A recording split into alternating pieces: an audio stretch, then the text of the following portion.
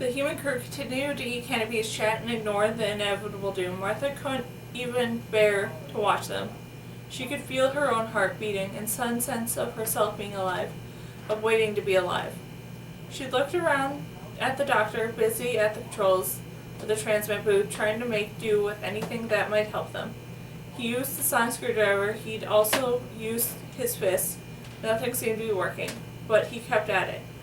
And she starts to think he was just trying to keep himself busy, so he wouldn't have time to think about being trapped, so he wouldn't have to meet her eye.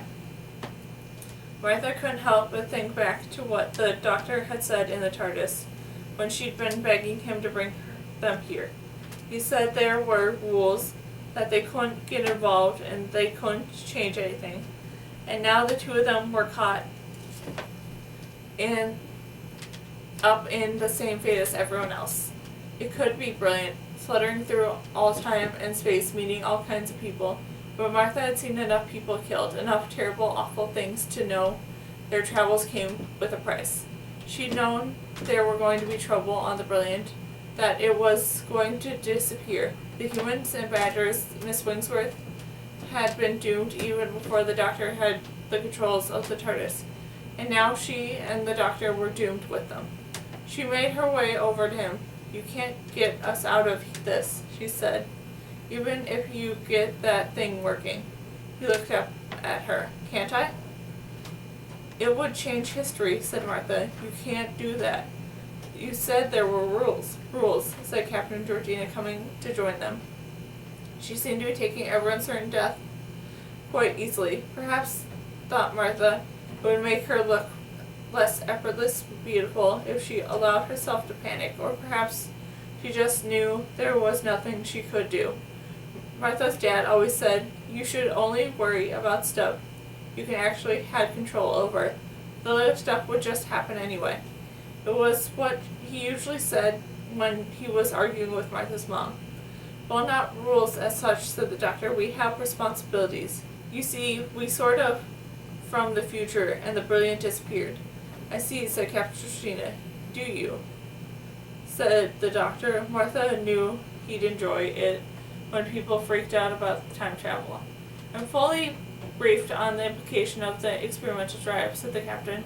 "It stands to reason where the technology was leading. I assumed you're back to fix the problem for us." Said the Doctor. "Yeah, well, I was gonna see what we can do." Captain Georgina nodded. "Then we sit and wait it out," she said. "Well, yes," said the Doctor, "but that's not what Martha was asking. We can't get out of this, but if we could, then should we?" "You're telling us it's wrong," said Captain Georgina. "Wrong is bad," said Archibald, coming over with the tray of billions. "So it is wrong to tamper with reality like that," said the Doctor, "to come back from the dead. The experimental drive causes problems with casualties anyway," said Captain Georgina. "Even just starting it up affects what we think of reality."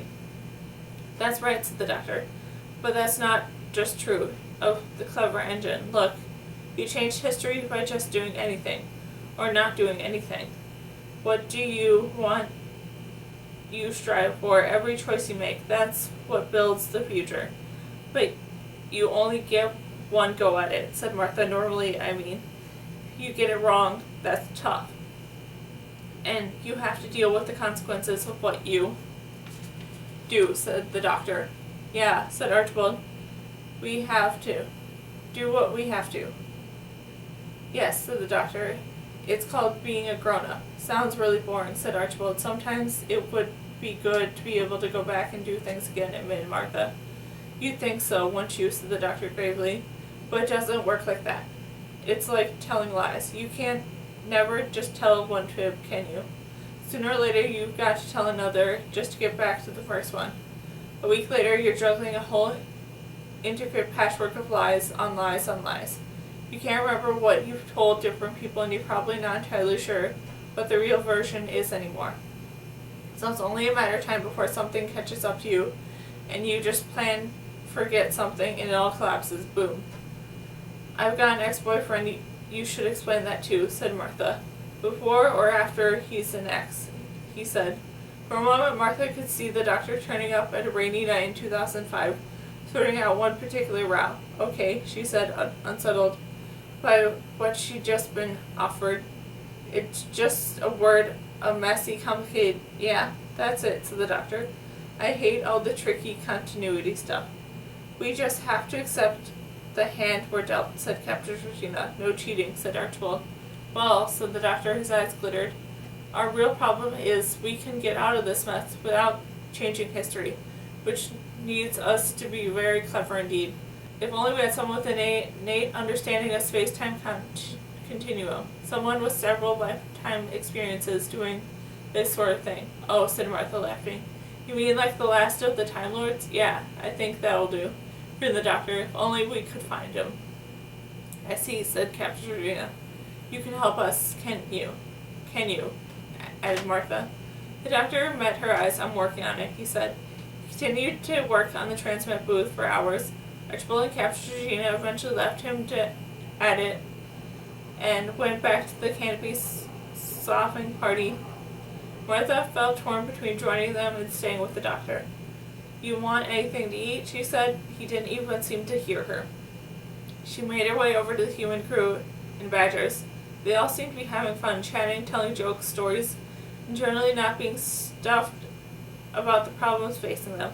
Thomas made an unsettled effort to impress Martha with a story about how fast he'd liked to drive. Archibald grinned with a new confidence and told old jokes about why pirates are called pirates, and Captain Georgina responded to this with a light of and tinkering laughing. Martha smiled to herself. Was Archibald flirting? Was Captain Georgina? Did they even know themselves? Only she and the doctor seemed bothered that the ship might explode at any moment. Or maybe they were all just making the most of whatever time they had left. She felt glad the three Badgers so clearly loving every minute of it, but she also felt envious of them and their ability to fit in. It wasn't just being from Earth that made her an outsider. Now she'd met the doctor, she couldn't just stand idle. That was when it struck her. They had a chance, or at least they had a choice, to choose between just waiting for the brilliant to explode and daring to brave the pirates. Archie, she said. Archibald grinned at her. What you'd get, he said, if you crossed a robot with a pirate. Never mind that now, she told him. I need your help. Okay, he said. What do you think the rest of the lot would make of the canopies? She asked him. Huh? He said. They'd like the cheese ones best. What is it? Asked Captain Georgina. Have you thought of something we can do? Around her, other people's conversations were dying down. The party had been a pretense. They were all desperate to escape.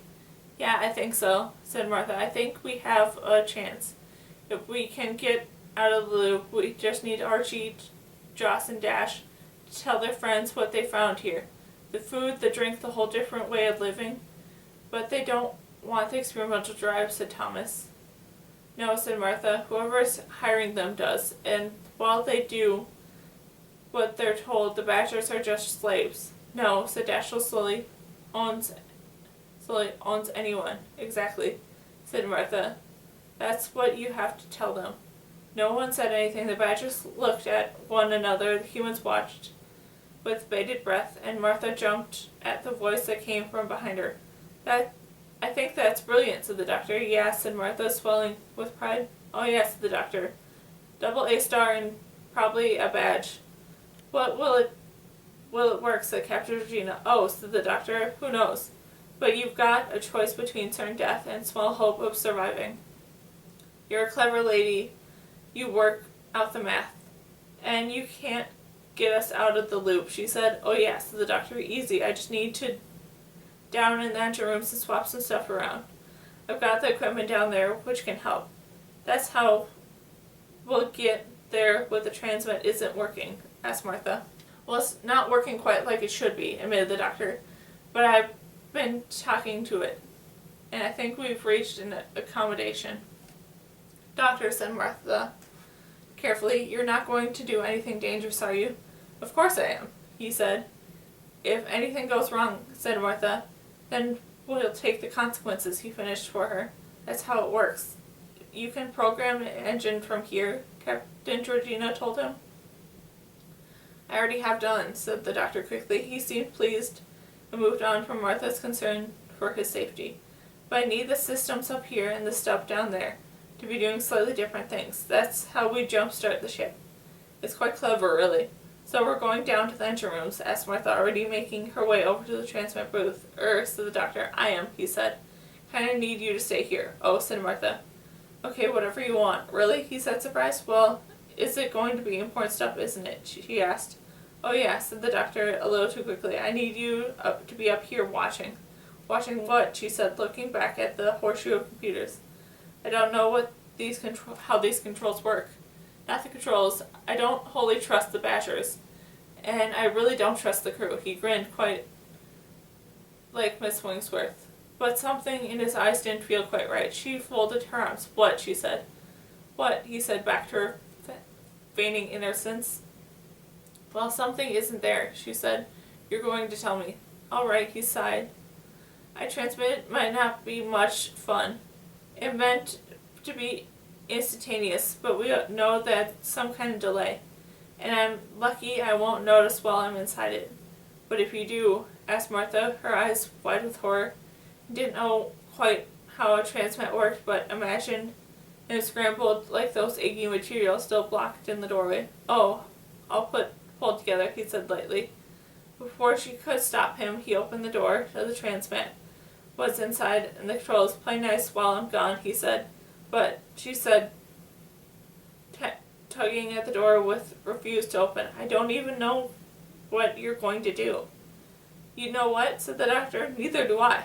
He grinned. Oh well, I'm sure I'll think of something. And with a pop, he vanished from the booth.